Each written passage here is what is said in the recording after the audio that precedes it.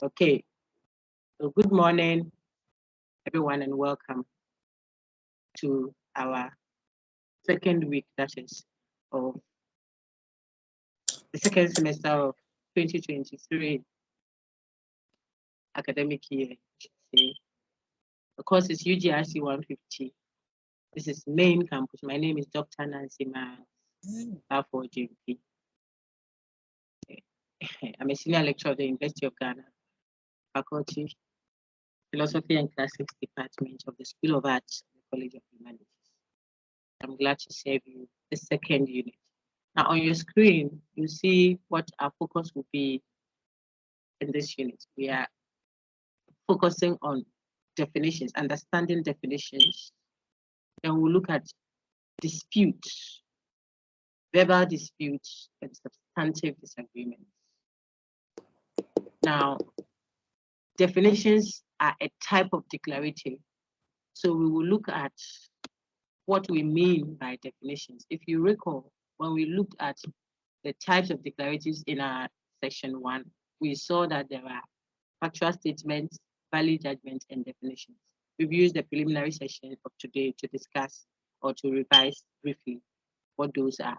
And that we remember that there are two parts to every definition, the definiendum and the definiens.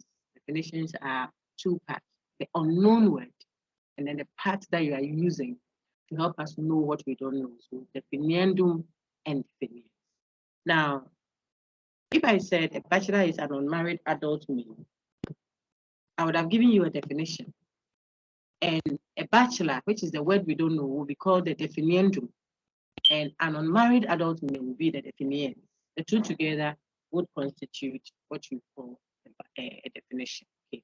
So those are the parts of a definition. But a definition could have aspects to, if you like, you can call it that. Two ways of understanding the definition of a word. If I gave a definition, that definition has a connotation and a denotation. It has what it connotes as a point and what it denotes. So when I define a word, I say that again, that definition connotes something and it denotes another. Now, these are big words, but nothing much. Look at it. If I say a bachelor is an unmarried adult male, I have given you a definition. We said that moments ago. But I could also define a bachelor, the same unknown word bachelor, as the degree we earn in the university, okay, at first entrance, for example. So you are doing a bachelor's degree. You are searching for a Bachelor of Arts, Bachelor of Science, Bachelor of something. That is a bachelor. You're not doing a master's. You're not doing a PhD. See that? What you are doing now is a bachelor's. That is another meaning or another use or another sense of the word bachelor, which is not the same as bachelor as an unmarried adult male. If not, then we'll say you are looking for an unmarried adult male's degree. But that's not what you are looking for. The same word bachelor references or refers to what? Flower. Oh, please, can you get your thing off? Okay, respectfully, get it off. No videos. I've disconnected it. I don't know how. Maybe you got in before I set up. Please put all videos off for your own sake, because I'm projecting another slide. Okay, I'm on the teachings window, so I may not see you when you do this to help you out. Take off your videos, my dear friends. This shouldn't even be on the recording we are doing. Oh, all right. So let's continue. So I was saying that the same word bachelor is what you are using, one word, but different connotations. What it connotes are different. If you got that, then you understand the connotation of the word, of any word. A word could have several connotations, several meanings. That's all that means. One word could have several connotations, or it could have several senses of it. You can use that word in different ways. Okay. If I say a sister visited today, that's why I got to church late. A sister visited. It could be a sister as in my biological sibling, or a sister as in a Roman sister. You know the difference? So a sister could be a biological sibling, or a sister could also be what? Someone who has dedicated, a lady who has dedicated her life to the service of God, especially in the Catholic setting. What else can I use? I've put some examples on your screen that may be helpful. Please let me go back to my screen and teach without having to come back here. Okay, everyone put your thing off. Okay, put your video off. I've put it off. Don't change it. I don't know how that happened. I did it before I set up. Okay, for your own good. I told your colleagues, tomorrow if you become a chief of staff of Ghana or something, and you mistakenly show things you shouldn't show on, people will pick it up and embarrass you. We don't want that. We want you to be successful. So keep your video on. I have a very fine page, but I don't keep my video on in recent times. It's for your own good, everyone. So do that now if you mistakenly selected. The settings are video off, and yet people can do that. I don't know why. All right. So we can now go to our content profile. Put some examples there for you. Okay. Can I read this? Please raise your hand respectfully. Understanding connotation. And you read what is there and it can be relevant to you. Raise your hand if you want to read. There should be a hand is still up. So who has the hand? Please read what is on your screen. We are 400 plus now. So we should understand what it means. Go ahead. Look at the different connotations of the word chair. Chair is a furniture we sit on. Chair is a head of an institution. Chair is a person who steers the affairs of a meeting. Note, the given connotation then will determine the specific denotation, into brackets, particular instances or examples referred to, bracket closed, in each sentence above. Well read. Thank you so much. So that tells you that now on our screen, we have different connotations of the word chair. That's what is happening there. Different connotations. That's simply mean different meanings of the word chair. Different ways of thinking of the word chair. Different senses of using the word chair. That's what connotation. It gives you the criteria for determining which notion of the word chair we are referring to. I could say, bring in the chairs in the next room.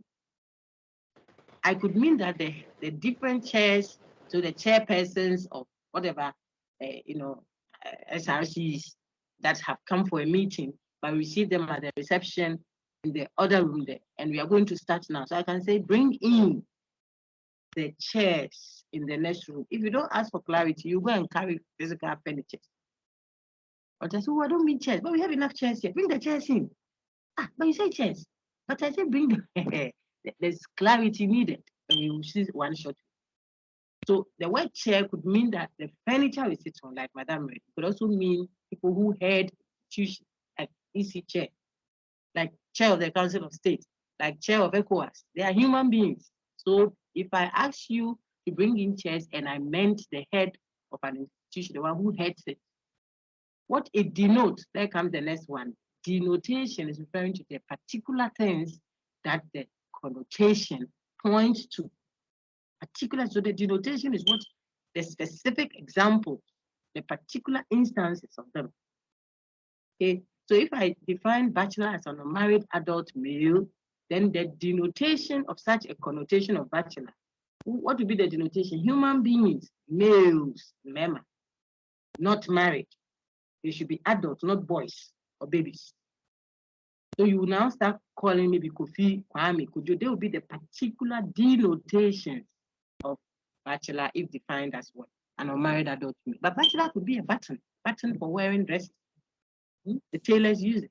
So if I say bachelor as a button, and I want denotations of that. You don't bring human beings. Kofi and Kojo will not suffice for that example. So if the connotation changes, the denotation will change. Where did I put that? Okay. As soon as you change what the word connotes, what it denotes will also, or what the definition connotes, what it denotes will also change. I think that people are getting it. So on our screen, we see different connotations of the word table. I'll need someone to do the reading again. Thank you, Sechibi. As I take Mr. Bell now. Mr. Bell.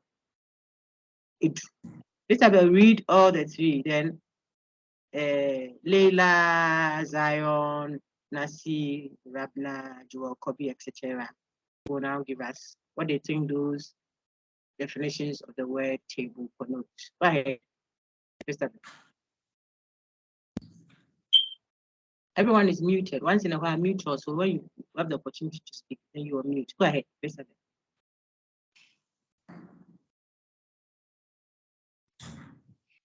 Mr. Bell, read for us. Okay, I think Mr. Bell may be having challenges. Let's take Leila. She's unmuted, but possible she's having a challenge at the time. Leila, go ahead. Pause and think. The legislature agreed to table the motion for another day. The rows and columns in the table are not too complex. Your breakfast is already on the table. Notice the different connotation of the word table. Well done. So it's the word that we are focusing on now to show that one word can have different meanings. One word can be defined to have different connotations.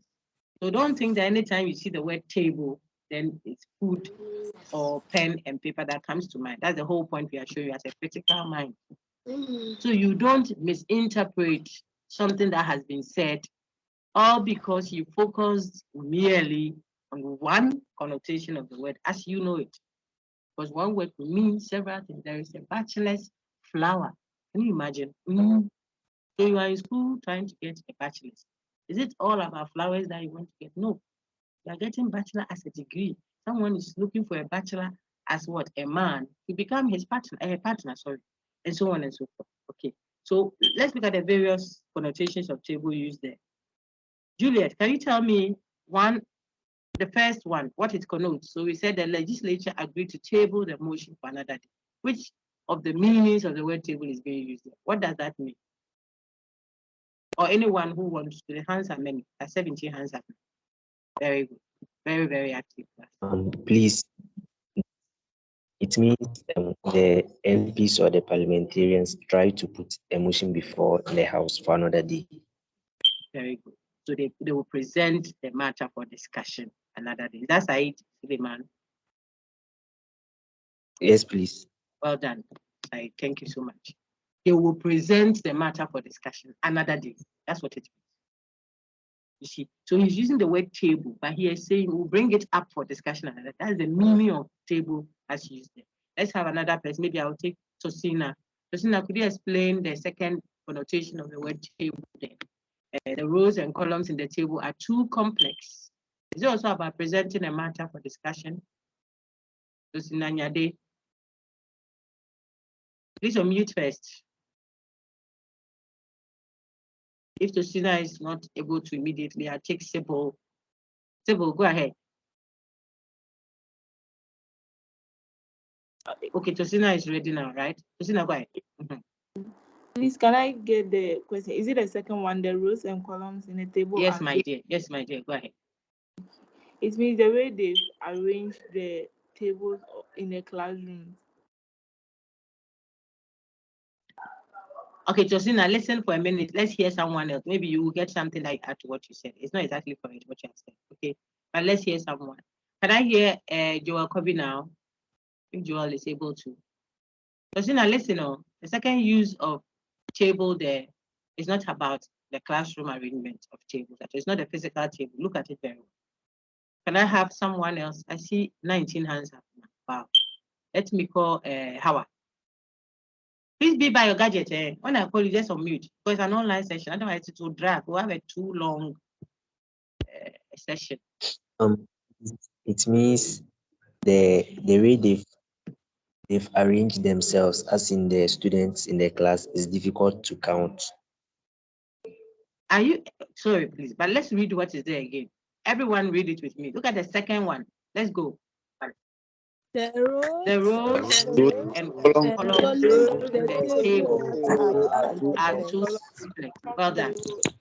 Well done. I'll mute her. That is what we are referring to.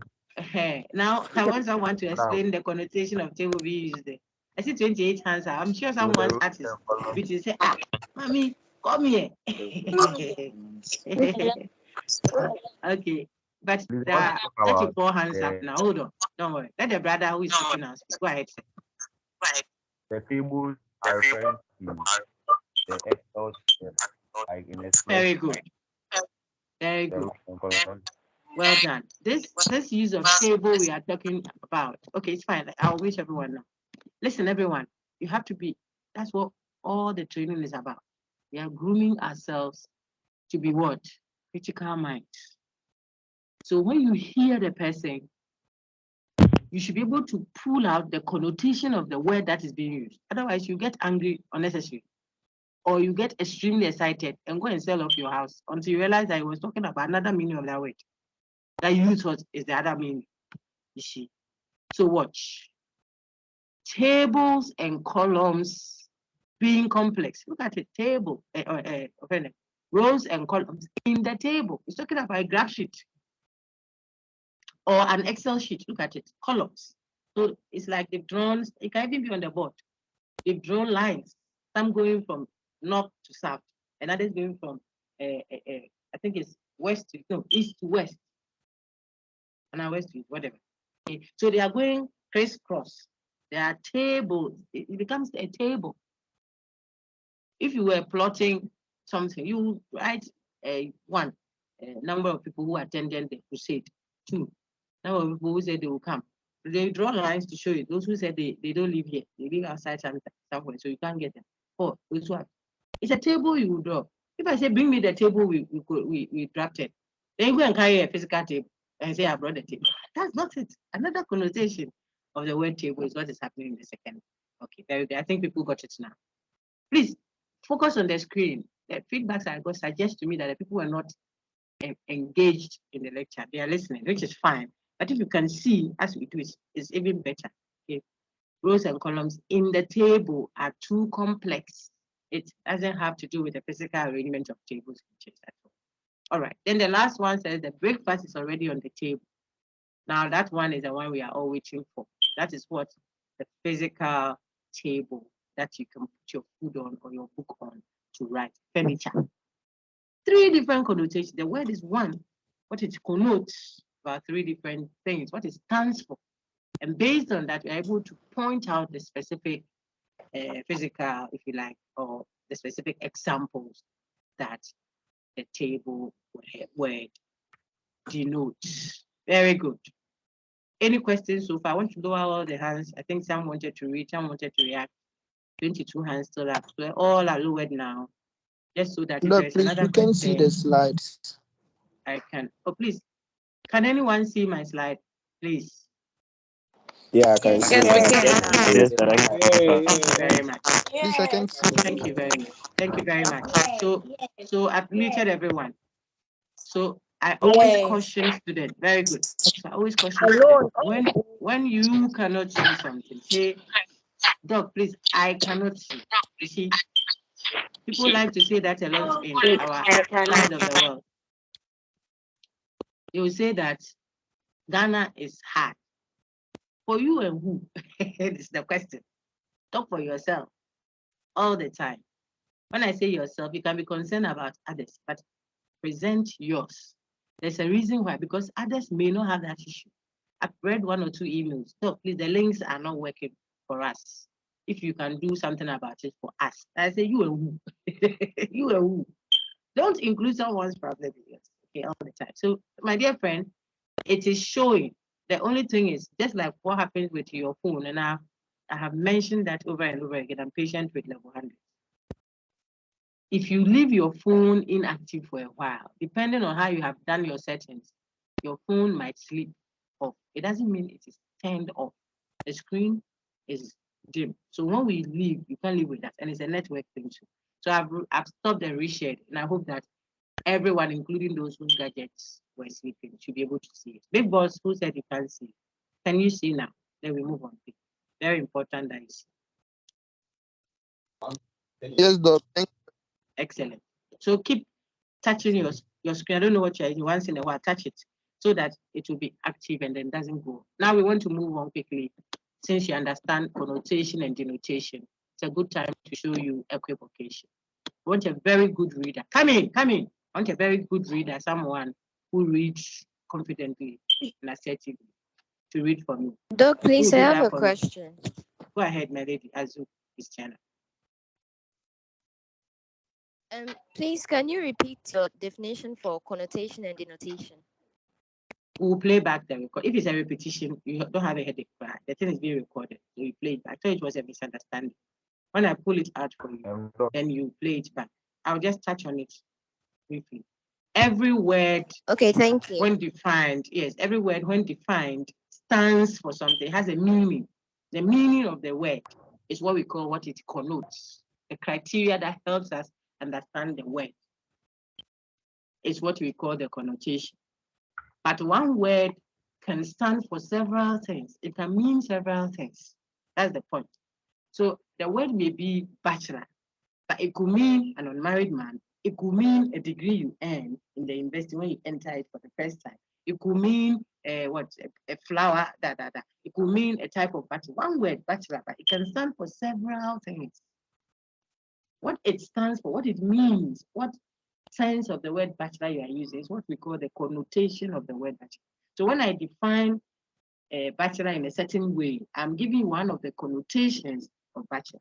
And based on how I define bachelor, you can tell what particular thing, example of that thing that I'm calling bachelor for that definition.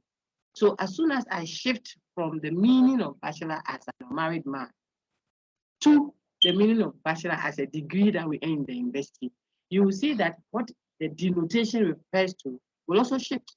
In the first instance, I'll be calling unmarried men, Kofi, Kwame, Kojo. In the second instance, I'll be talking about certificate for economics, certificate for sociology, certificate for philosophy. They are the degrees that you earn when you enter university for the first time, which is also bachelor.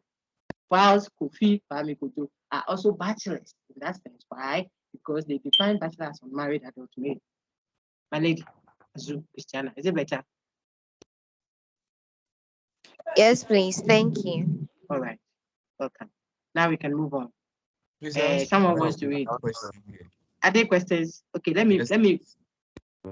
Let me lower all hands. I think someone wanted to read, then I can see the questions and keep it organized. We are over 400 now. So any misorganization will cost us too much. Francis, go ahead. Yeah, please, my question is that I'm a bit confused about the connotation and the denotation. Ask the question. Don't tell me. What you are telling me is a statement, brother. Okay. I want a question. We have learned interrogative. So what is this? How is this? Should this? Ask a question. Go ahead. My question is that you were saying that the I know what I was saying, sir. I know what I was saying. Ask a question. Ask. You see, we have learned it. So I want you to use it. Ask. Don't tell me what I know. That's the information to be declarative. I want you to give me an interrogative. Go ahead. My question is that from the meaning of the connotation that you said, it means the meaning of question. I know what I said. From that, can this be this? Is that this? Should it be this? That's what I'm looking for. So I'll answer you.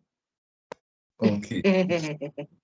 Go on, Francis. My question is that in some statements, we can make the question can also be the example. So I'm confused of I don't know how to. So this is what you asked me. Can the question also be an example? Then if I don't understand, I'll say clarify. Then you go on. You see, because these things we are learning, I'm addressing the class, they are skills.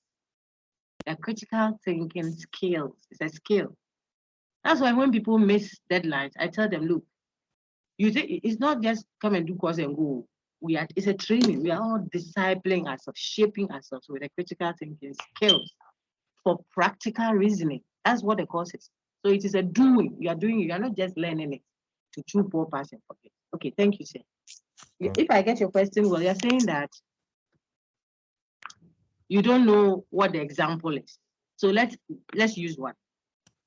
What is an even number? We'll say an even number is any number that is divisible by 2 equally without a remainder.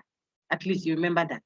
What I have just given you is the connotation of the word even number. I've given you what, when you hear even number, it's connote, what it means. That's a connotation. Based on that, what will be the particular, examples? That's the denotation of this connotation of even number I've given you. What will be the denotation? It starts from 2. What's next? All of us. I want to answer. 4, 6, 8. Yeah, very good. 2. Someone is now at 2. And we started to a long time ago. Very good. Well done. Now you see the various denotations. Did you hear anybody saying banku inside or table? No. I gave you a criteria which helps you point up the specifics. So the criteria is a connotation. The specific of that same definition is the denotation. If I say, give me different denotations or give me denotations of bachelor, you will see the things you hear. Some will mention coffee, Kwame Kojo. Some will mention flowers. Some will mention degrees. Some will mention what? The word bachelor stands for so many things. It has different meanings, different connotations, which help you to identify the specific. So every denotation of that word, every connotation of that word will lead you to a specific set of examples, which are the denotations. Does that help, Francis? Yes, please. Very good. Let's hear Amati. If there are questions, keep them up. I see 4 questions. I'll take. I've written down their names. Then afterwards we'll move on. I'll always come back to other questions. So Amati, Maxwell, Frempoma, and Emanuela. Amati, give me your space. I will take yours for the next set. Okay. I wanted to know about. I want to cite an example and know where the connotation is and where the denotation is. I don't want you to tell me things. So, dear friend, is there a question you are asking? Yes. Please ask it. Okay. Ask. Don't give me declarations. So when a boy says naked woman, black woman, then the poet wants to for the connotation, will I say okay? Go ahead. Say what you said again. I missed. Sorry, sir. Sorry, sir. I missed portions of what you said. So let's take it again. Yeah. So when a poet says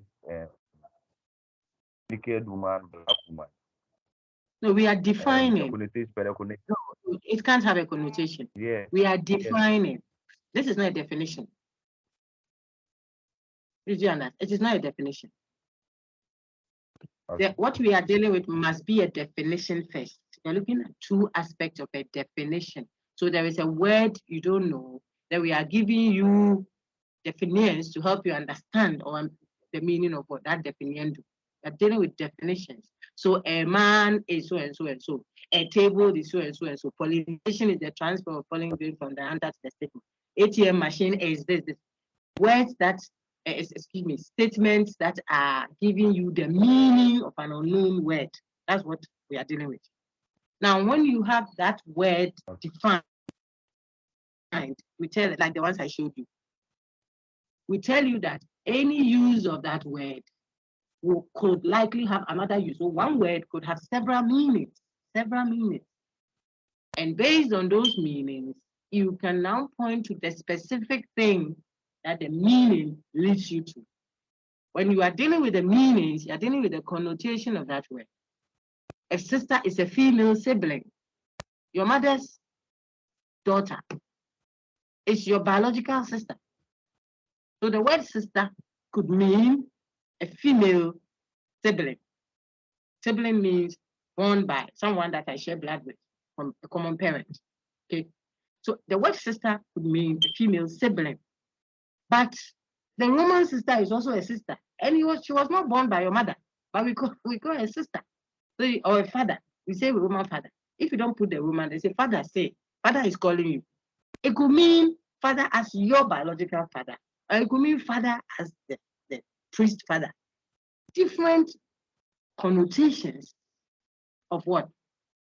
One same word. So when I define the word and I say a father is the one who gives it to someone, I don't even know how to say it.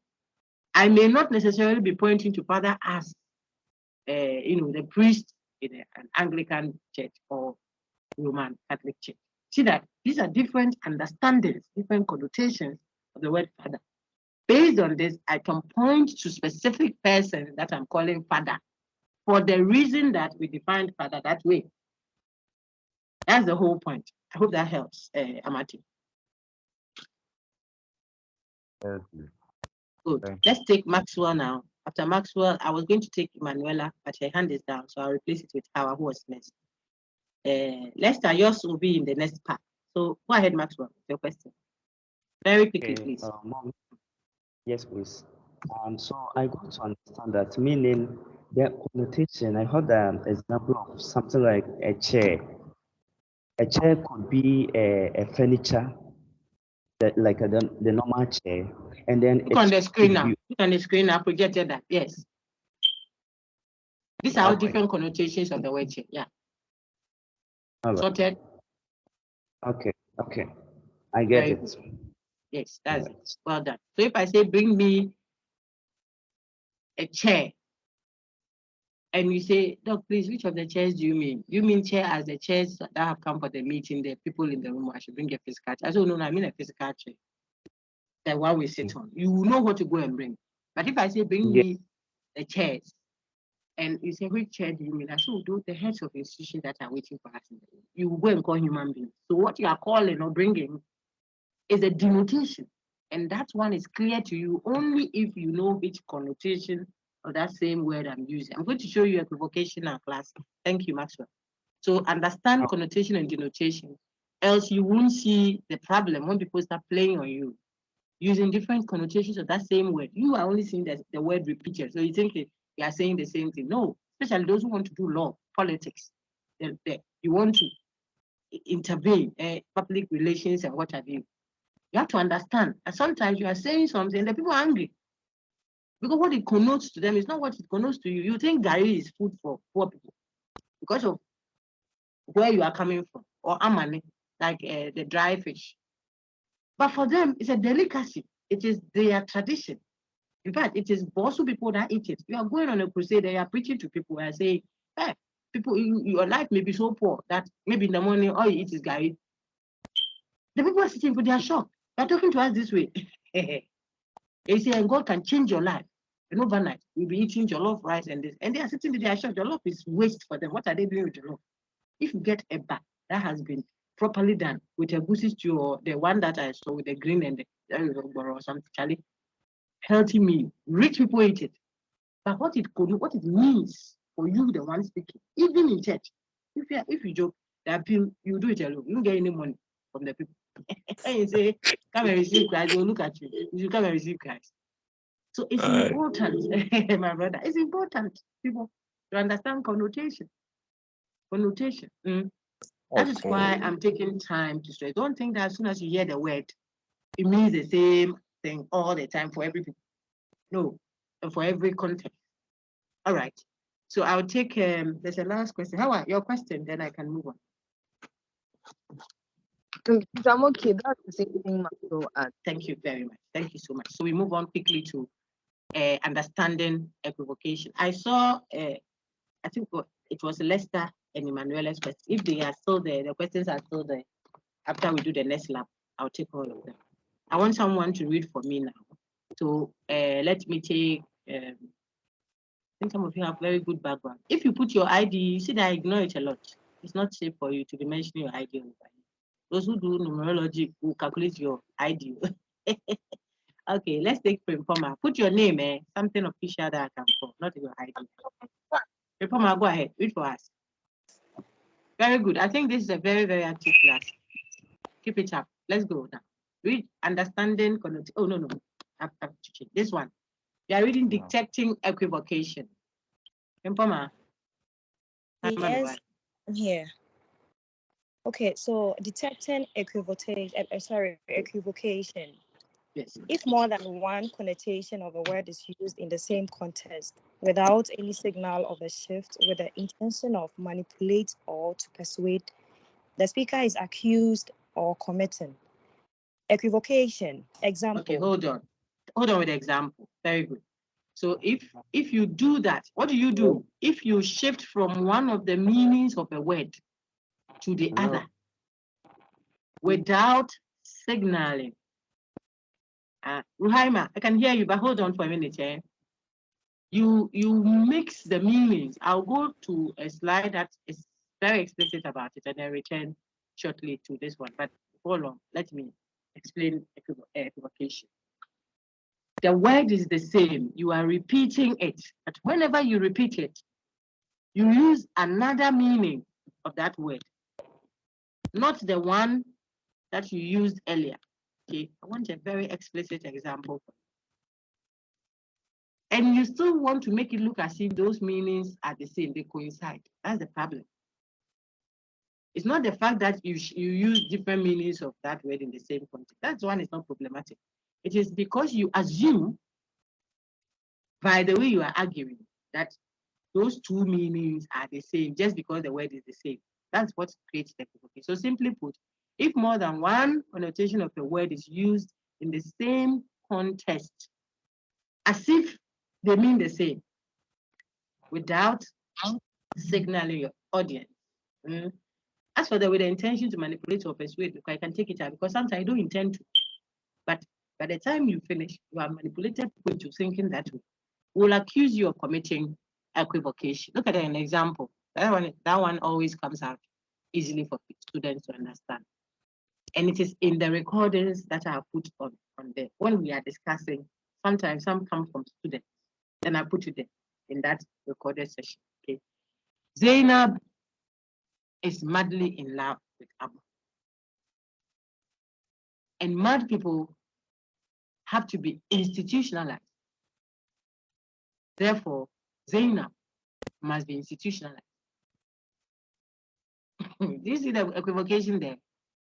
When people are sick in their mind, in their heads, and they're mentally sick, it is in their own interest and safety of everybody for them to be institutional, put in anchor or somewhere, so we can regulate it. Otherwise, if the thing goes off, he can take something and hit someone's head and kill a person. It happened as second.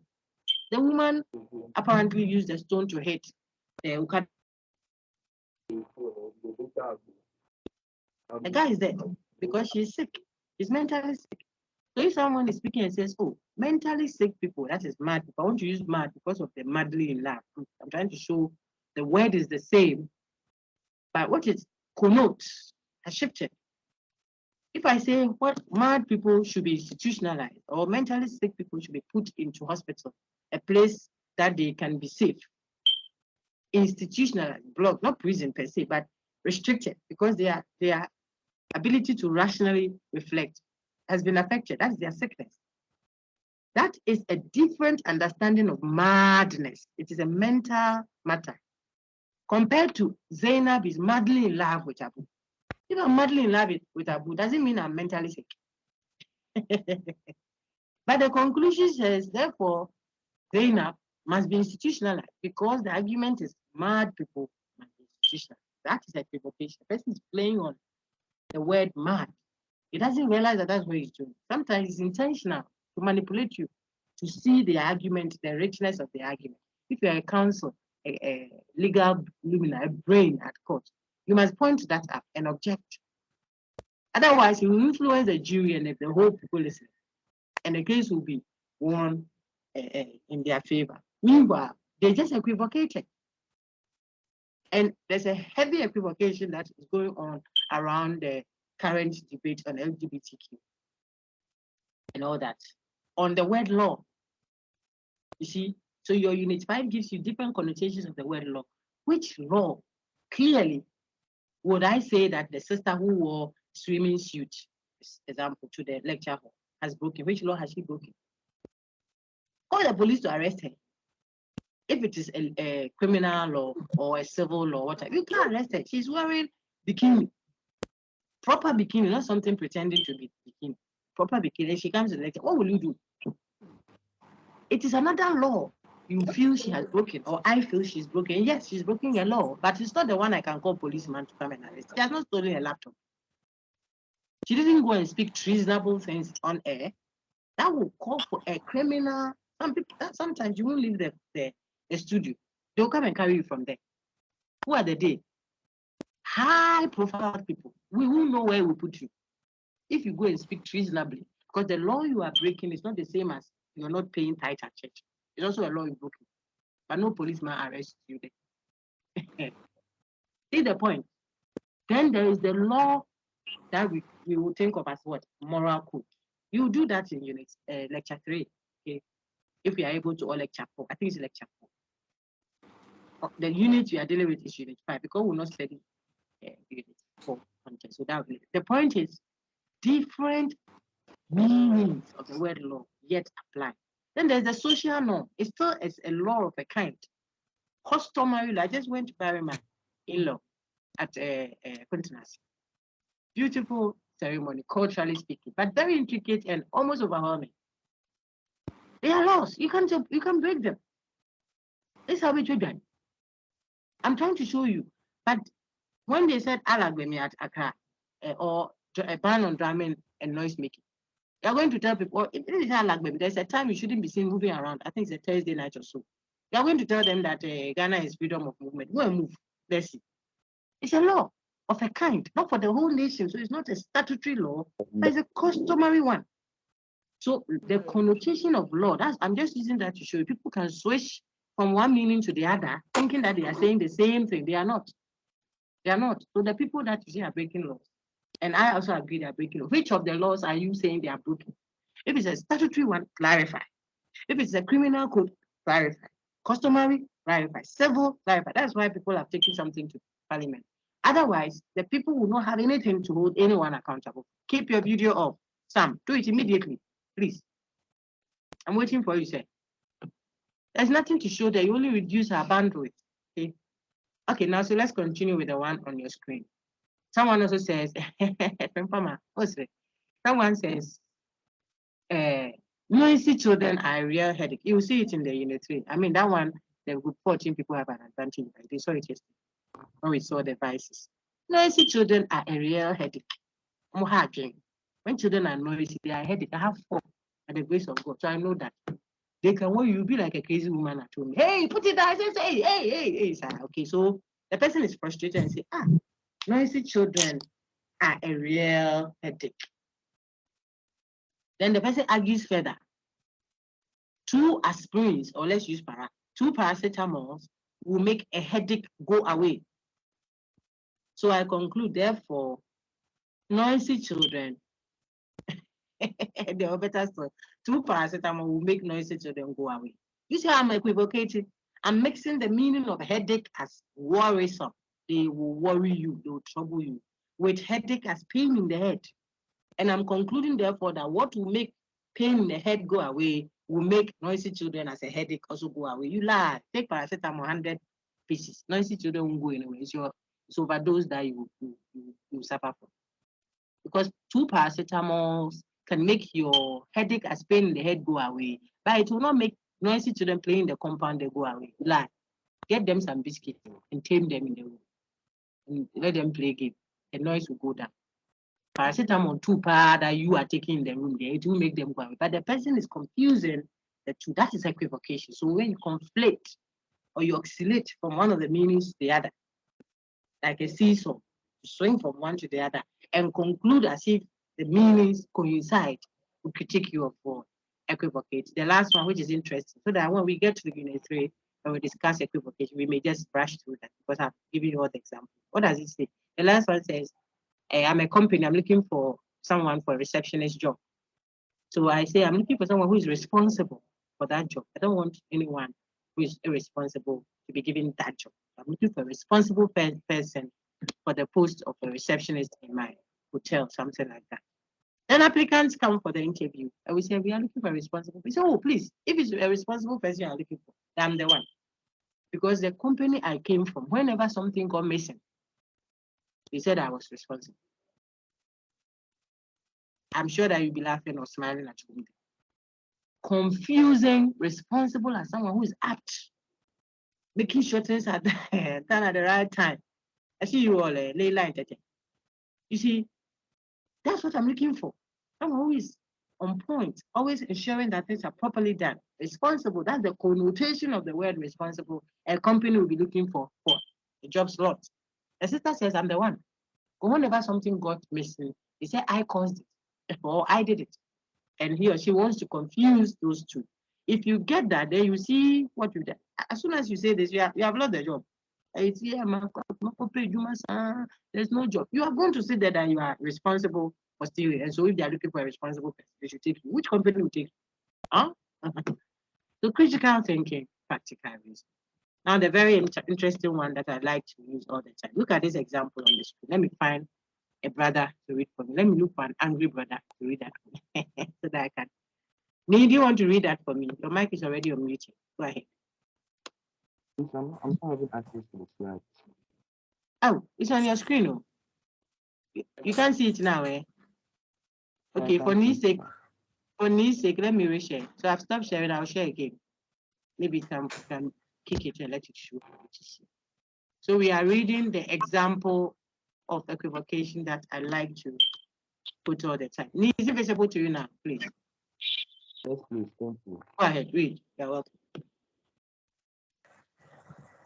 Madam, please share the example. Yes, please, only the example. Madam read out to equivocation, so read the example. Okay. I don't see why women are always complaining that they do not enjoy the same freedom as men do. It is a free country, so what's the problem? Everybody in Ghana here is free to do what they like. Can you see the difference you said? Can you see the different connotations of the word free that is being played around here?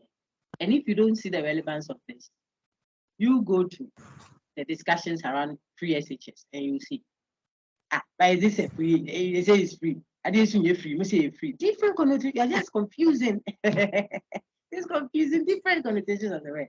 The free SHS is free in a certain sense of the word, yet it's not free in a sense. Because if you wake me up, even if you give me everything in the world, and wake me up at the time that I don't want to wake up to go to school, just because it's free.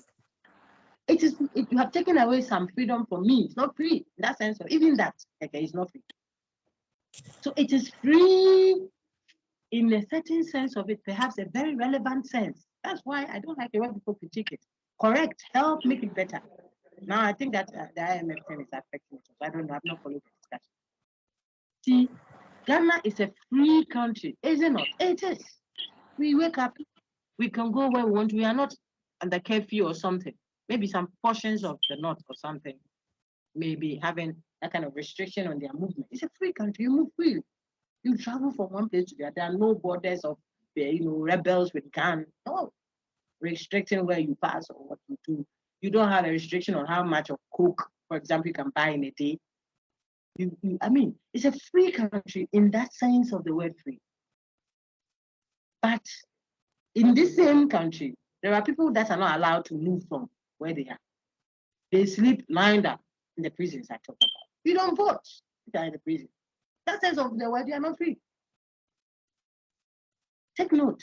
Look, people in Russia and Ukraine now, to a certain extent, are not as free as we would say we are free. Maybe when it comes to our economy, we are not as free as others may. You see the point? So the word free shouldn't be played around as if we are free ourselves. So if it is a free country, look at the connotation of the word free. Doesn't mean anybody can come in and go the time they like.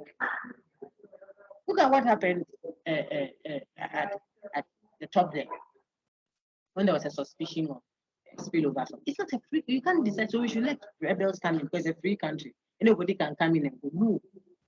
That sense of free is not what is being referenced when we say it is a free country.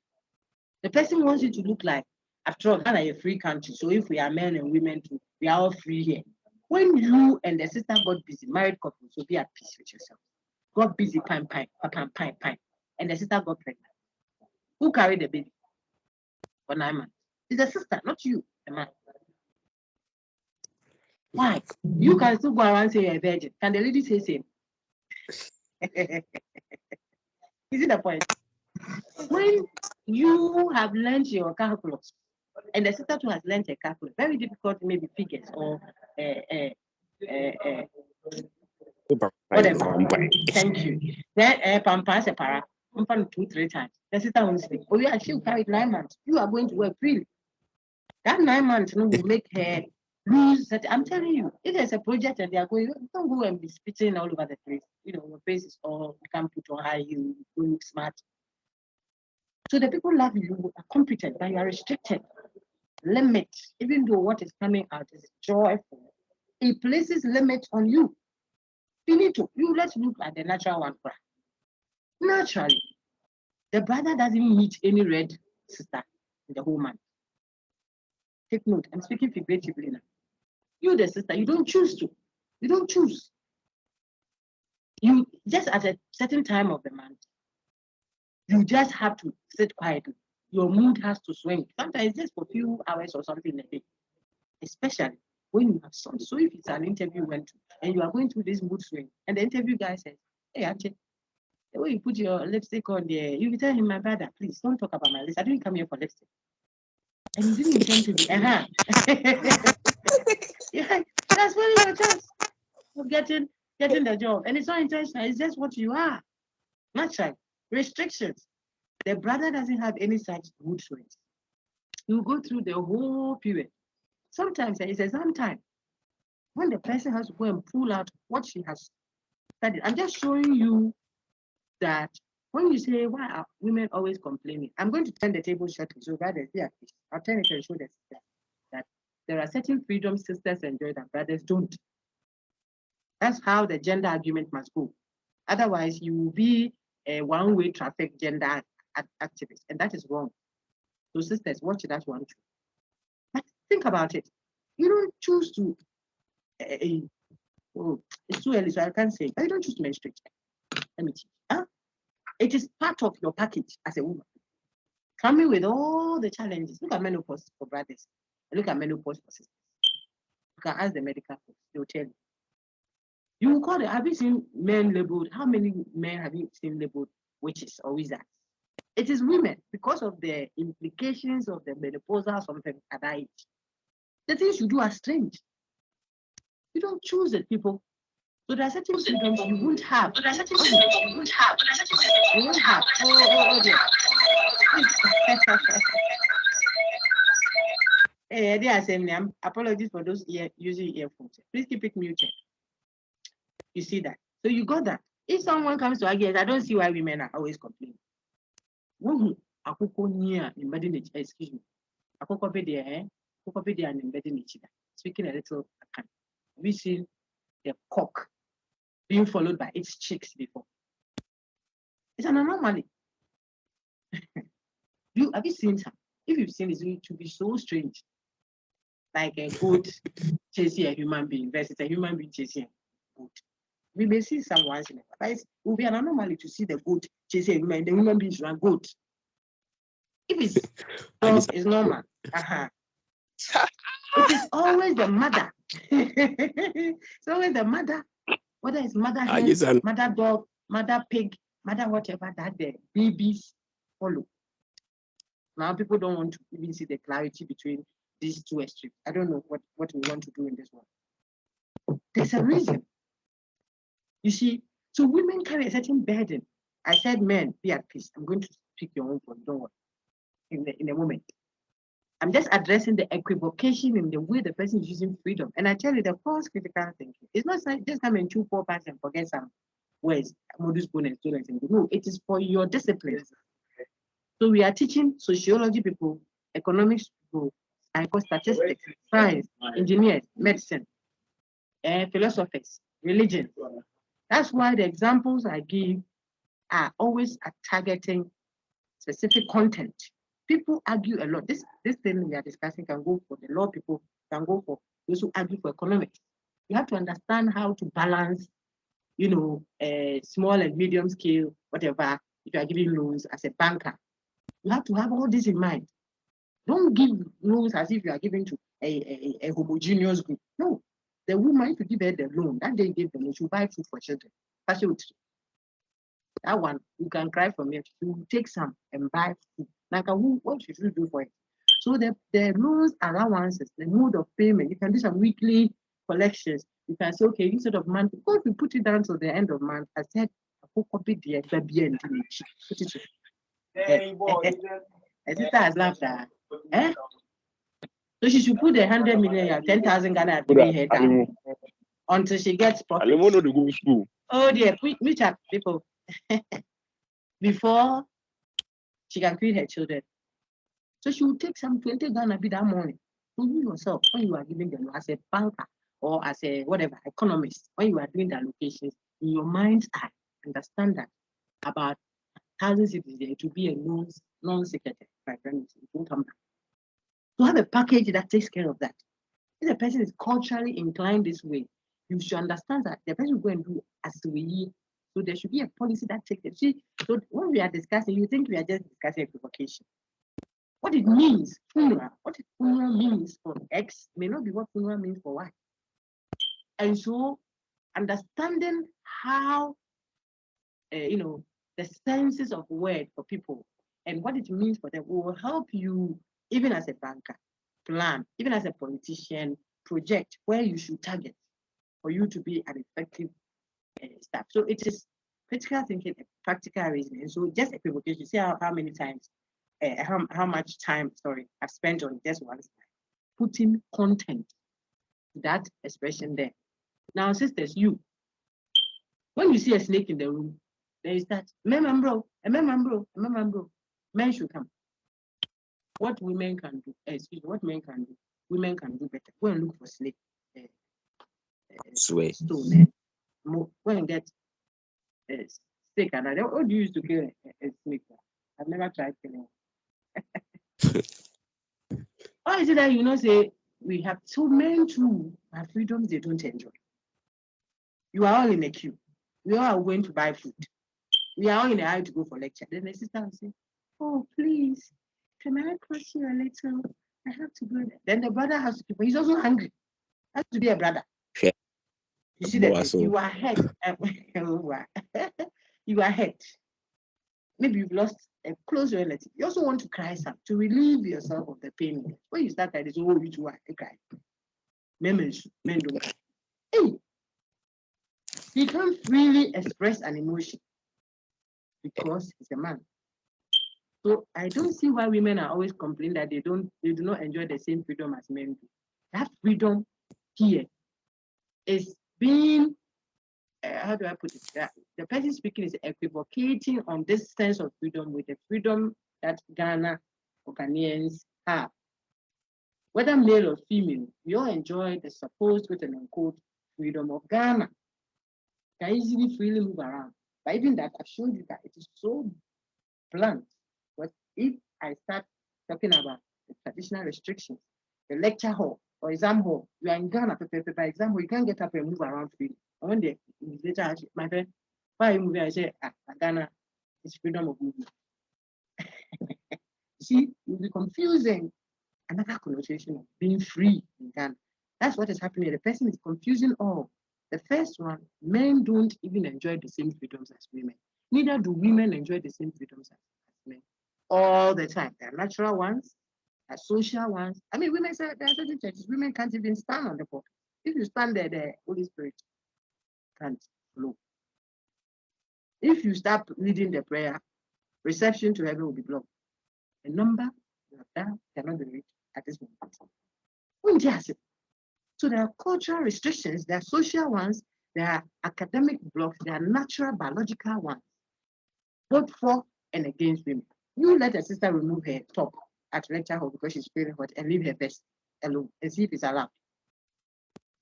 The brother can do that. You just wear the inner and be walking around. You even see that, you even notice that something is odd. Let the sister do same. The inner is the Bobby spanner. Then she's walking around. Please, do you have a marker? Can I use this? Lecture and teaching? I'm feeling hot. I start doing that and see whether you people will not be shocked and start running out. You see, there are freedoms women don't enjoy like men. The same as there are freedoms men don't enjoy like women. You shouldn't come and say that after all it's a free country. So we are using the fact that it's a free country to claim that we all enjoy the same freedom. Different connotation of the word freedom. I'm sure you have gotten the point. I just wanted to put flesh to it. Everybody in Ghana here is free to do what they like. Really, enter my room and go and lay my bed for me. You are free to do what they like. You know how people are looking for that sister sitting there. Their brother sitting there is looking for the sister. He likes the sister. He likes her in a certain sense of it. He's free to do it. Uncle, yeah, yeah. You see the point? We So suffer. this is you won't finish. Sister has pepper spray. So the whole point is equivocation means excuse me. You're moving from one of the connotations of the word to another. So we see more of that here. And we see, let's move on now to the types of definition. Very, very quickly. Definition just means, like we've said earlier, unless there's a question. Hey, hold on, let me check. I still see some hands up. I will lower all hands. If someone has a question, they should ask quickly. Then we'll move on. Okay, so all hands have gone down now. If there is still a question, raise your hand. Fine. Going to the next part of the discussion on definition. Okay, I don't see a question. So we'll go to types of definition. Types of making meaning, different ways of giving meaning. Definition means you are making the unknown word known. How? You use what the person knows to help them know what they do not know. So the definiendum is the unknown word. The definiens is the known part. A bachelor is an unmarried adult male. Back to our example. Oh, you don't know bachelor. Bachelor is a man who is not married. A grown man who is not married. That's what bachelor is. Oh, sir. So it means the logic of definition is the reasoning behind it is that what? You know what an unmarried adult male is, but you don't know bachelor. So I use what you know to help you get to what you do not know. Simplicity. So an unmarried adult male is the definiens that helps you know what the definient you don't know. If you get this, if you get a diagnosis of definition easily, we'll do that shortly. You can easily tell whether this is too broad, too narrow, circular, or vague. That will get you. Okay. Right now, we are looking at types of definitions, and I want you to understand what that means. We are looking at various ways of what?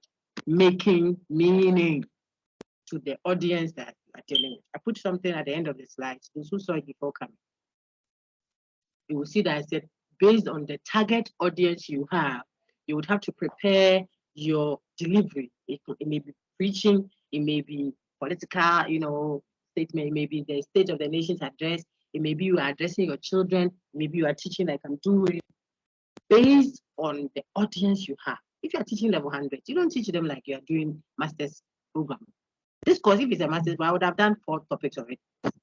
This long talk. God, they should do some things for themselves. If you were bathing a 10-year-old versus if you're bathing a baby, look at the difference. A fresh baby born, even how you turn the baby, you are not, you break their jelly neck. Their navel is not yet healed. If it's a guy, they have not healed the tuberculosis. It's not healed yet. It's hanging. You have to pour hot water. What is tuberculosis? It's a new term in town. It's very, very. It's a new place. You go and eat there. I'll show you later. You see, you have to pour hot water somewhere. The head has some opening here. You have to, massage it well so that you don't put it all together, and yet you don't also want to expose it. It's very delicate. Think of it. I'm just giving you symbolisms for you to grab what we are doing. If you are teaching a child, maybe 2-year-old or something, how to brush their teeth, there's a way to do it. So it will make meaning. People go and stand somewhere, they preach. I like the ones that are dear to our heart. That's why I use the church and the politics and sometimes culture and things to bring home the point we are making. The person will go and preach and say anybody wants to give their life to Christ, no one is coming. The people didn't hear anything. They were very impressed though by the way you could articulately deliver the word. But until the person had nothing, because you are speaking in maybe let me use where I went to. Maybe you are speaking in a typical let's use my food, fishmonger. make the content relevant to a fishmonger. You want to know whether they will vote for you or not. Attemna will come, and what you are presenting there should be meaningful to them. It should come alive. You want to go and market a product, you're going to maybe MTN or something. I've given MTN some new product, but you see that it will be relevant to those who do a fish related stuff. But if people don't speak this, your big bro, you are speaking English aside, they can't conceptualize within the frame you are doing, because they have the place that they are masters of. Where you can't conceptualize, but you want to bring your product. Oh, you learn those 3 lines, you catch their attention. You can't speak all the fancy or all the guy. Oh, me don't care about if you find that your translator can do that. After that, even your dressing.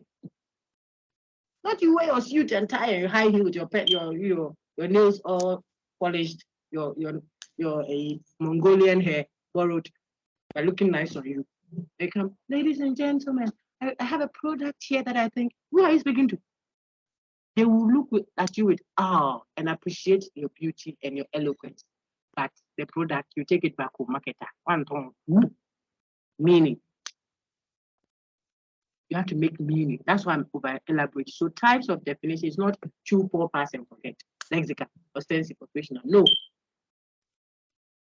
The thing you are presenting must make meaning. So you want to know the different ways of making meaning. That's what we are saying. Well, we say types of definition. Okay. If I want to show someone the meaning of an unknown word, I can use the dictionary. I can say, look it up in the dictionary. That's all. That's the lexical one, the first one you see on your screen. So a dictionary definition will carry the general use of the word. How we use it generally. It's what you find in the lexicon. The dictionary is also called a lexicon, if it's a dictionary of a specific. Then we can have ostensive definition, where you will point to make meaning. So the child is 2 years. Mommy, auntie says when we come home, you ask her, mommy, what is color red? You know, my boy would do. I was thinking that you see how I did it. How do you define red? Or how do you define violet or something? This is not the time. So it's one of the secondary colors. Color violet, the secondary color. If you know what I say, you learn something. Like also, this small child, what has it got to do with this? Your designer technical definition. You're going to take a cup or a bowl that has the color and say, this is color. Okay. The child will go to school thinking that it's only his mother's room that has color. No problem. At least he knows value. If he sees someone's shirt at school that is valid, he say, hey, the way some of my mommy's dress is a good sign. But the child understood violet. Even though that definition, ostensive definition, is what? Narrow. Okay, don't worry about your head. It makes you think that it is only this thing that is, but it helps for meaning. And you point to. You don't know Kwan logo. That is Kwan logo. Then you point to people dancing the Kwan logo to show the person what Kwan logo is. That's one. Or you can demonstrate it. You can do it to show the person what Kwan logo is. So you are dancing the Kwan logo is an ostensive definition. I hope you got that one. Then we have operational definition, where you give the steps the person should follow to reach that. Oh, you don't know fufu. Oh, fufu is the dumpling that you get. When you buy cassava, plantain, you peel it, you cut it into sizable chunks, put it in a saucepan, pour water on it, put on fire, boil it, make sure it is consistently soft. Okay, pour out the water. You can mortar it. You can mortar pestle it. That is, you can war it in the wardrobe, or you can blend it. You know what I'm doing, and then I keep adding water. Stir it, remove the lumps if there are any. Now mold it into nice, tender but firm what dumplings. You eat it with fufu, or some eat it with fufu stew. Amazing, you know. Now what? I just showed you the steps, the process, the instruction that takes you to the unknown word. Remember, definition means moving from the known to the unknown. Operationally, I showed you the operation. So if I'm teaching you how to drive, I'm teaching you what some practical. Maybe I'm in Ghana and then I'm a surgeon. So this is for the benefit of our medical folks, perhaps amongst us. The surgeon over there can operationally help me perform something here. He may apply, I'm introducing a new word, so watch. He may apply some theoretical definitions, theory-based terms. Take the hydrochloric acid, or take the H2SO4 at room temperature, 6, is a chemist perhaps, and apply it to so and so and so, and get the mixture of so and so and so that you can have. What you'll be speaking will be technical language. That is for experts, is based on what? Theory. If you are not a member of that academic discipline with institutional backing, you will understand it. Water is H2O. 2 molecules of hydrogen, a molecule of oxygen at room temperature.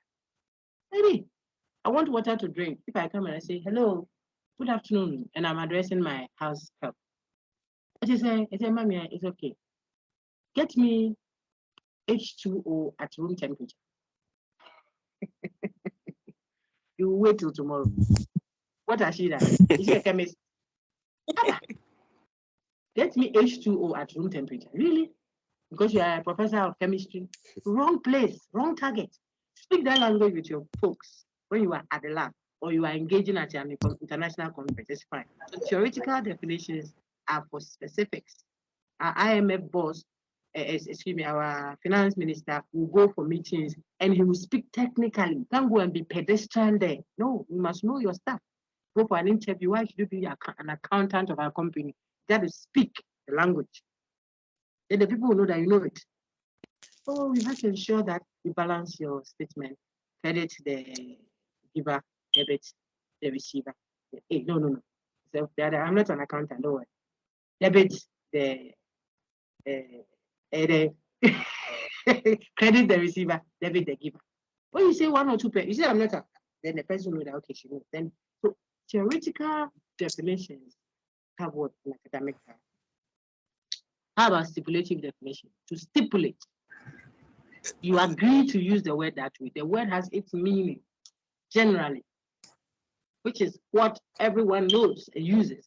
But you and a few people who use it, or those who want to use that word, that can coin that meaning away from its generic use. Okay. Some brother said it the last time. It was a student that contributed, and I've added it to my example that I use. That's why I say I like it when I refer my students to previous discussions. Their own colleagues bring some of the ideas, and it enriches the discussion. Said he was with his 2 siblings, ladies, an elder sister and a younger one. The younger one said, sis, when you finish the shopping today, I'll come and buy me this. Then the sister said, that's fine, I'll get it. Then he was also there. He also said, me too, I like some. And please add drink. And they all started laughing. Because the biscuit the brother was thinking about is the one that you put in wrapper and buy and come and chew it in your mouth and drink water on it. The biscuit the sisters were talking about is for sisters only. Ladies, I hope you get it. So if you hear people talking and they say, oh, we are going to charge, and they are vandals, don't say, oh, you should have an iPhone charger here. They go and take your own. You don't know what they are saying. It's a stipulative definition. That's all. That's stipulative definition. So we coin it out of. So it's a word for members only, sort of. It's a jargon. If you are not in it, you understand. What's up? Means, how are you? Okay. The what's up ones don't even come out well. The ones that the word is already in use, then you take it and use it differently. It's more of a targeted stipulative definition. Very good. Now, all of these definitions are not real. See that they are all in blue on my screen. Now, keep looking. We don't call them real definitions because they don't do all that we want definitions. What a definition should really do, real, it must be ideal, it must be eliminative. Eliminative means wherever I see the definiendum, it must replace the definiens without any buts or ifs. It must, so that you can substitute the definiens out and put in the definiendum. Everywhere I use the word, that's the point.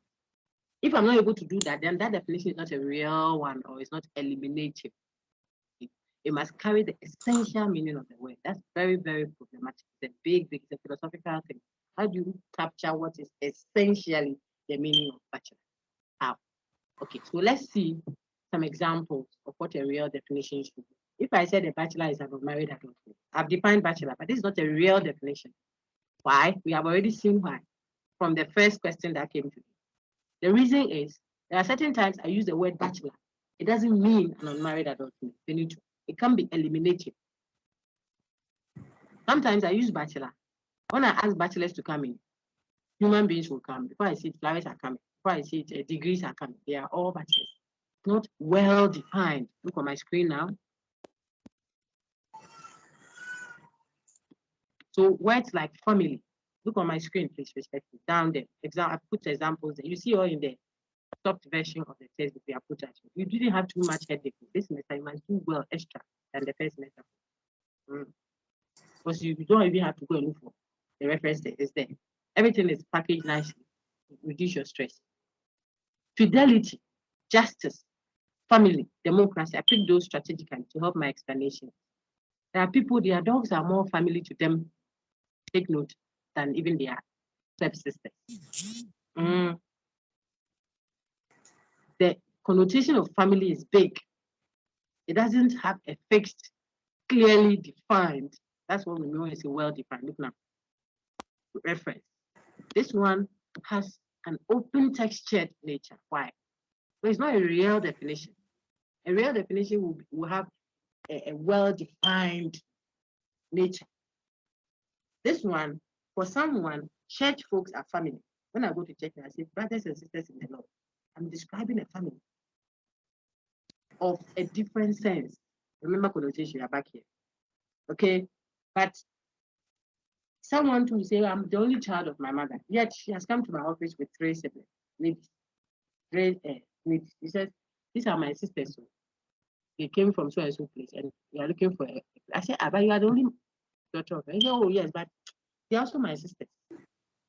And if you are Akan or specifically Asante, it's so clear that you can have one woman poster on the wall, and those described as children are about 100. You're shocked, one woman, because her sister's children are her children. Her sister's cousins, and these children are all her children. So they call them children. They don't say nephew or niece. They call them children. Family. Look at how open-ended, an open class. Look at the terms, open texture. So family is an open texture term. Justice is an open texture term. What we mean by justice varies. Fidelity, if you're a Muslim, 3 wives is fine, or maybe 4 or 5. So far as I can take care of them, I'm told. For certain Christian sects, not all of them, some Christian sects, even 1 wife and a garden. You know, the garden, the handbag, cries trouble. And so fidelity, for you to be an infidel, depends. It's an open texture term. The essence of these terms can be contested. If you say what a fidel person is the one who has only 1 wife and hasn't gone for another, what about this other person's conception of fidelity? Whose own is right and whose own is wrong? The same with democracy. Some have kingdom in addition to parliamentary. We hail that as a democracy. A king ruling. When he leaves the seat, another person to take over from that line is already established. How? But it's a democracy. Okay, others can't imagine America with a kingdom. Okay, just get them. So the term democracy, fidelity, etc., are instances of development. They are all open texture terms. That's why they cannot have real definitions.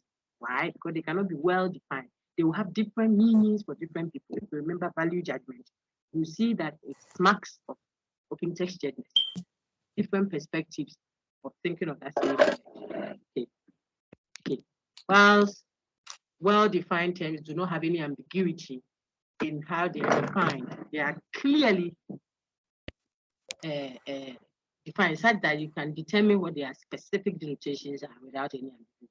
You can't contest their meaning. Okay, so we saw even number a moment ago. And we said that we can list 2, 4, 6, 8 all the way to 10, to 1,000 and get to zillion, zillion 1, zillion 2, zillion 4, zillion 6. You can go and come and start zillion by zillion 4. It's so clearly defined. That's the whole point. These well-defined terms, which are real definitions, you see the connection, are seen in disciplines like mathematics and logic. And I've put some examples there for you. The last thing we'll do, and then we are done. This is unit 5.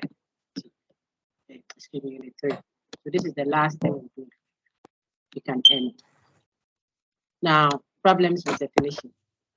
This Please, we'll I do can't see. Don't leave your gadget sitting for too long. Okay, if you do that, it will go. So once in a while, touch it. Otherwise, your screen will sleep. It's still there. And some could say, let's go on. Let's finish this nicely. Then you can go for your next class and not trail too much. So problems with definitions. If I define, look at what is this. Sister, you can see now, right? Yeah, thank you. There you go. If I define efficiency, the sister says, boss, please, you keep saying I'm not efficient here. Can you help me understand what efficiency means? So that I will do that. I want you to be happy with my work. Then he says, lady, efficiency is being efficient at what you do in this office, please. You stop, then he walks away. Did boss help, madam? Efficiency is being efficient. Logic is being logical. I say, what is critical thinking? I say, oh, critical thinking is when you are critical in your thinking. What did I say? Nothing. Development is when you develop the nation and embark on developmental projects so that the nation becomes developed like a developed nation. These are all repeated examples. I've used them, sir. How can that be a meaning or a definition? It's sick. It's a definition sick of a certain sickness. Secularity, where you repeat the very unknown word in the definitions you are giving, or you repeat, you say, be efficient. Efficiency is being efficient at what you do. What did you say, Neil? We said nothing. We just paid so much to bring you as a resource person. It didn't give any content. It's tautologos. Look at the critique. Definition that repeats the definiendum in the definitions is secular. That's the third one in blue on my screen. Keep looking. It begs the question. Tautologos. It's a tautology.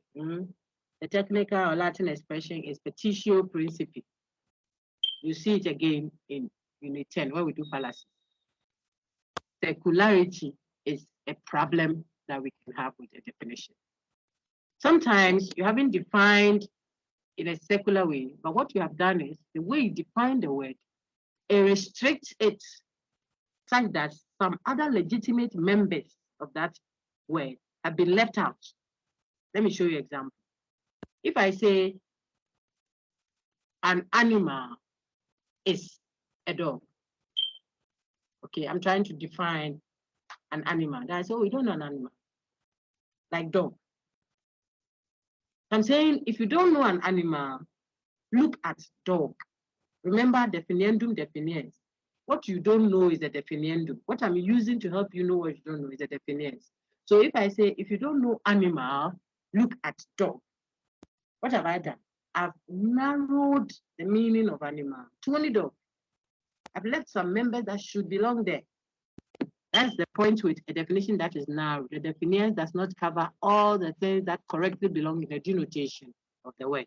You have narrowed it, which are free. You have excluded legitimate members. Okay, so in our example page, which is the last thing, I said the meaning of evil is murder. If you don't know evil, look at murder. You realize that we've left some things out.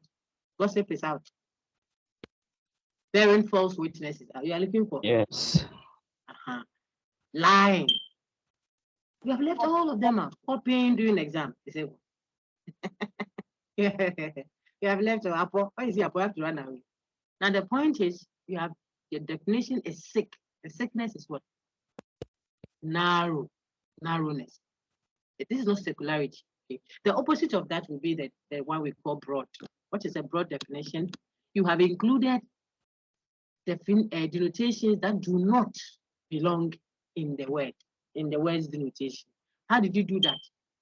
because of how you define the word, it will include so many other things that are not legitimately members of that word that you are defining. Okay. So if I define, look at the example I put there. Where is the one I put there? A dinosaur is a prehistorical creature. A dinosaur. This could also be statement, but suppose we want you to read as definite. This could be factual statements as well. But suppose we want them to be definitions. If I say a dinosaur is a prehistorical creature. Oh, mommy, I don't know dinosaur. What is dinosaur? So a dinosaur is a prehistorical creature. You are telling the child that if you don't know dinosaur, look at a prehistorical creature, any creature that existed before history. Your child will call unicorn dinosaur, but you know, unicorns are not dinosaurs. That's the point. The definition is the problem. So this one is too broad. Why? Because there we go again.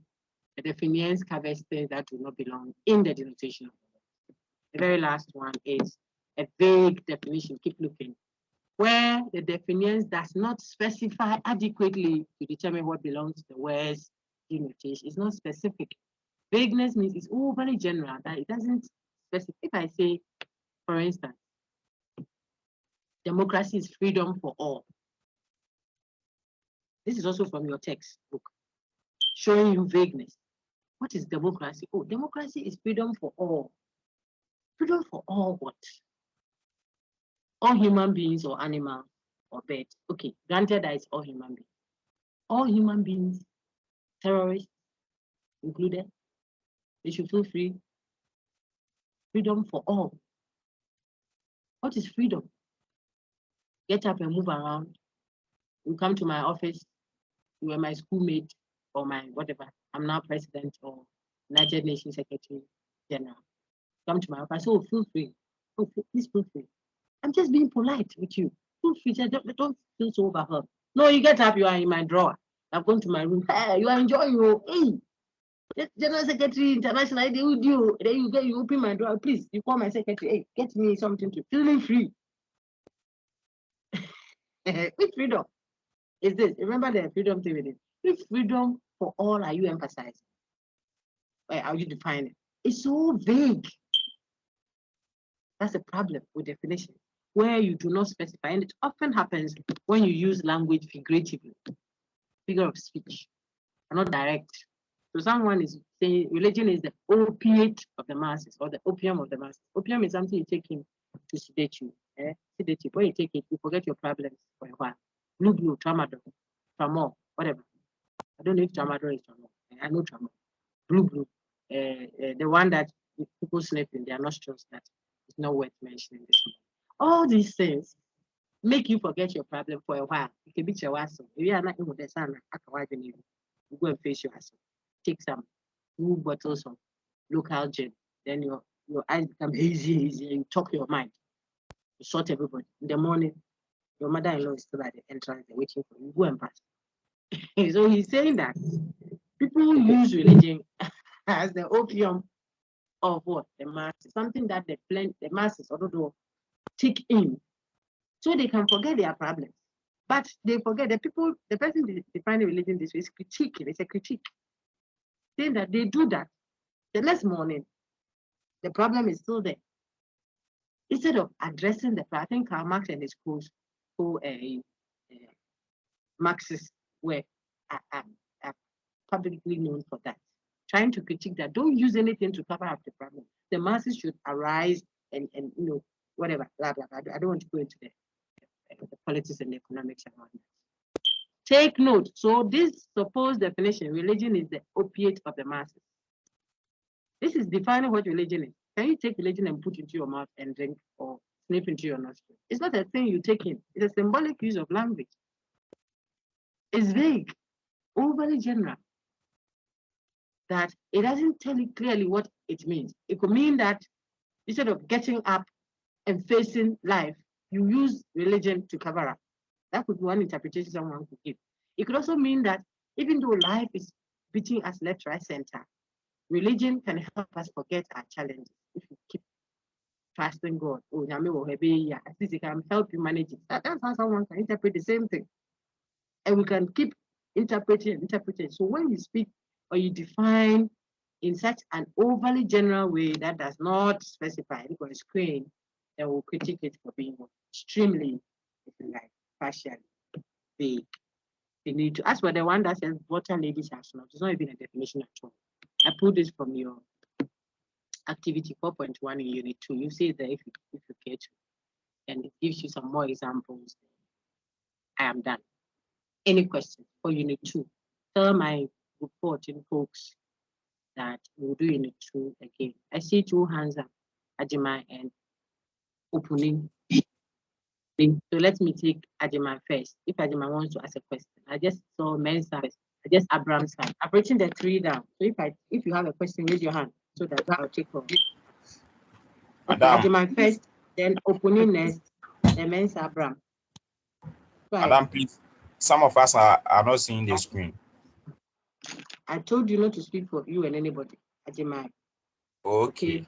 Can anyone see my screen? We are done. The time is up, really. I have to enter. The time is up. Can anyone see my screen? Yes. So you cannot be me. Okay. Some can see they are me. Okay. Let's finish. Thank you so much, Ajima. Let's take the others. Yo, Janet Opuni, I see V. Is it V Janet Opuni? Go ahead. Please unmute first and ask your question. If it's a question. Okay, let's take Said's question very quickly, people. Your lorry fare is finished. I have to drop you at the junction. All right, go ahead, Suleiman. Unmute first. Please, my question is, with the definitions, does circumstances or instances count? As in, a chair is a furniture that we sit. Maybe you are at home and your mother will say, bring the chair. So at that instance, she That one, means I think, yes. Did you see that? Circumstances will play. That's why you're critical thinking. Of course, if mommy says, bring me the chair and let's start eating, you don't say, mommy, please.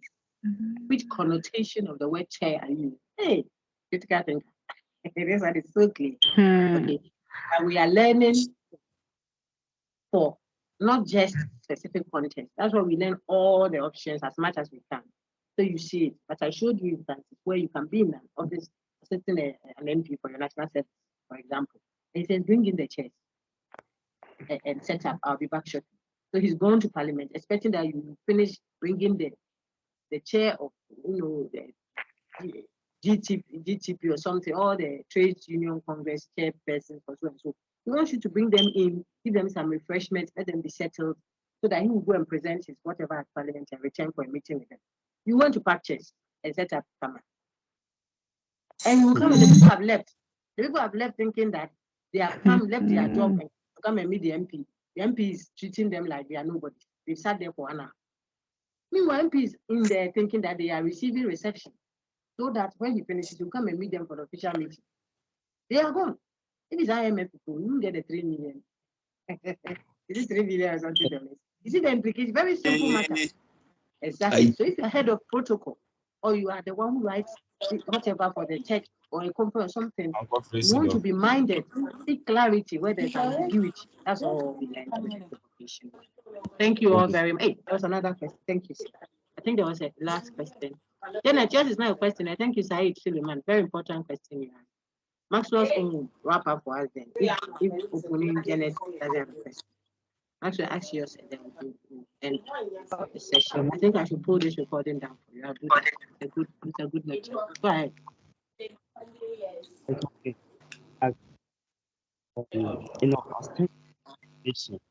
Is it So I'm literally missing, to show? sorry, please, I'm missing some of what you are saying. That's in an ostensive definition or the type of ostensive. Is it literally to show or to that what? Maxwell, hold on, hold on. Let me mute everyone and you are mute now. Please, everyone keep it muted like that.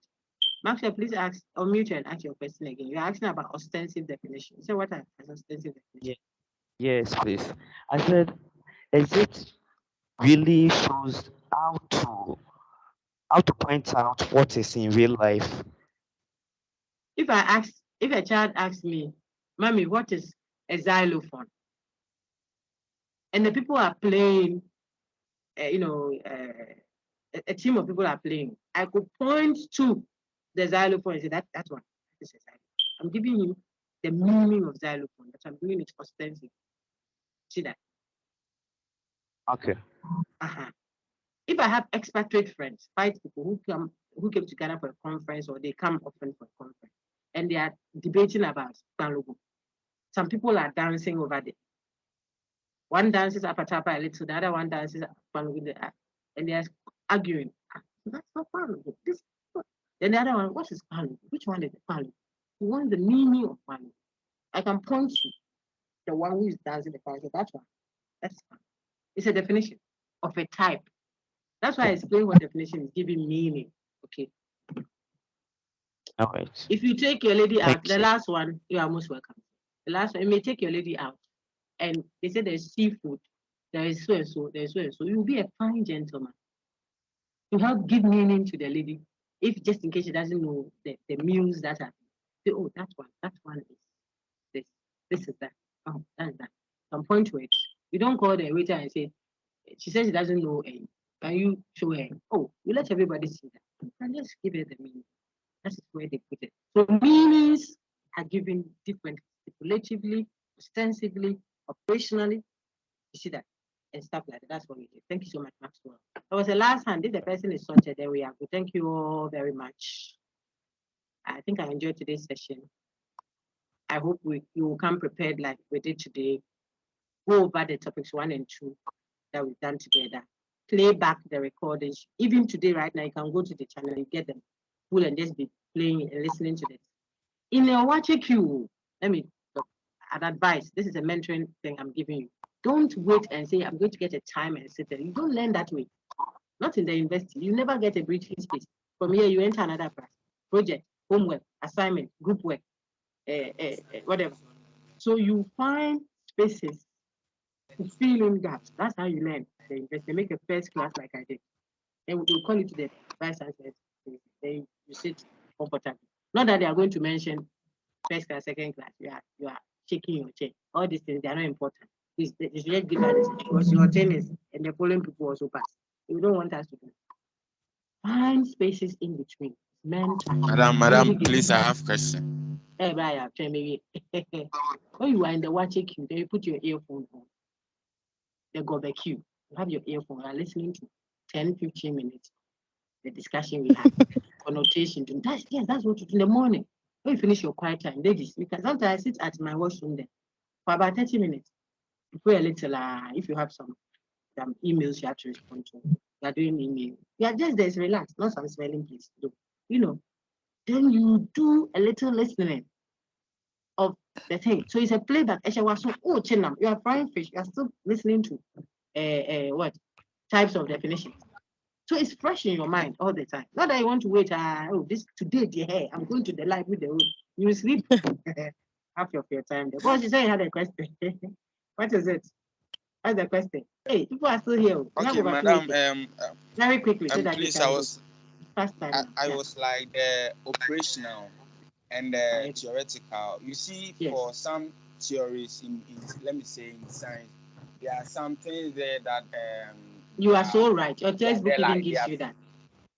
Yes, it gives you the steps to get to that meaning. It's true. Yes. Yes. Like water soluble. Can you say that is what you get? Hold on. I got your question. That's what I stopped. Okay. So like water soluble is what you get when you add this. So that is a theoretical definition defined operationally. Everything we are doing in this course have overlaps. You recall when I started the introductory section, I told you it's not always that there is gray and there's black and white. Sometimes there are gray areas, there are overlaps. So a factual statement could also be a value judgment. And emotive expression could actually be a question, or vice versa. Okay? A question, an interrogative could be an imperative. So apply the same rule to the definitions we've done. It's a preamble for everything we'll do today only. Why? I can have an operational definition captured into a lexicon, a dictionary. You see that? So maybe your question is, if we have that kind of a definition, where should we place it? It doesn't have to belong anywhere. That's why when we ask recycler, we say, which of the following is, unless it's an explicitly operational definition or a clearly lexical one, then there's no ambiguity. But the people teaching you don't underestimate the crocodile. The team of lecturers are up to their task. So if they ask you that, for example, give an example of an operational definition, you should give it. But if we say identify one, it will make allowances for all the possibilities. One definition could be both lexical, operational, stipulative. In fact, sometimes we stipulate, and what we have stipulated gains what? Acceptance. It becomes generally used, like doom so. And then it gets into the lexicon. So what is it then? It's a stipulative definition. It is a lexical definition. It could also be operational definition all at once. Your reason for labeling it aside is what will give you the mark. I hope you get it. Yes. Thank you. Trey, your hand is up. Hey, my important. Trey, ask your question. Then I'll stop the recording. Please, the class is fully done. If you want to benefit from what is going on, then you do. Good afternoon, my lady. Let's take Trey Lawrence. It's Trey Lawrence's question I'm taking now. Where can you get access to the recordings? Oh, go to Dr. Nancy Miles Jemfi on YouTube. Okay. On YouTube. Then find playlist. The face you see there is mine. I have some white dress, something. Okay, madam. Okay. Then listen, hold on, please. And then find the play. Oh, please, I teach other courses. Otherwise, you will be stranded there. Find the playlists and then go into the playlist. You see UGRC, I think since 2020. Look for the 2023 one. It's more current. So chances are that you will have more recent discussions. Okay, the 2023 one, and then the inside that set or folder, you see different recordings. Some are main campus, some are city campus, but the content is substantially the same. We haven't finished changing the new one that we have. So it's still the same. And you can play back. I'm going to pull this recording down and share on the site to the groups I teach. We are not required to. That is why some lecturers may not record their live session. If you go for your physical lecture, you come and ask the lecturer, where is the recording for the physical lecture? No, we are required to host you live. So we don't want to encourage that sense of student feeling that, oh, even if I don't go, the recording will be there. You have to come so we can have a live interactive session if you have a question. But because of the one or two possible lapses here and there, I want to put them somewhere for you. Then you can always go and play back if you need capital I, capital F. It's not a requirement. So that you don't come saying, as for this our group, we didn't record it, and this group did that. Why? Come for the lecture. Okay. So I'll put it at my academic channel. I will share the link if I'm able to. It takes a lot of work to do that at the whatever for everyone. Thank you so much. Thank you all very much. Have a wonderful madam. day.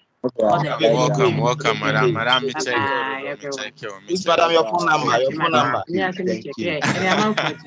Madam, your phone number. If you are my student, what do you want my phone number? Madam,